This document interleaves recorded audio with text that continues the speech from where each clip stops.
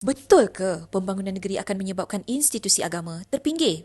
Hakikatnya di Negeri Sembilan, kedua-duanya bergerak seiring. Di bawah Belanjawan Negeri 2026, kerajaan negeri memperuntukkan 16.05 juta untuk memperkasa masjid, surau dan pembangunan agama Islam di seluruh negeri. Pada masa yang sama, projek naik taraf dan pembinaan masjid terus dipergiat. Antaranya Masjid Negeri bernilai 20.1 juta ringgit. Masjid Datuk Undang Luak Jelebu yang bernilai 8.85 juta ringgit contohnya kini mampu menampung sehingga 1,000 jemaah. Manakala Masjid Al-Ikhlas Taman Bukit Kepayang pula dah siap dan diserahkan untuk dimanfaatkan oleh masyarakat. Bukan itu saja, kerajaan juga meluluskan pembinaan 10 hingga 15 masjid baru di kawasan yang makin pesat membangun, macam Seremban, Rembau dan Jempol, supaya kemudahan ibadah ni terus memenuhi keperluan rakyat yang semakin meningkat. Apabila ada yang kata pembangunan dan syiar Islam tak boleh berjalan bersama, lihatlah, inilah bukti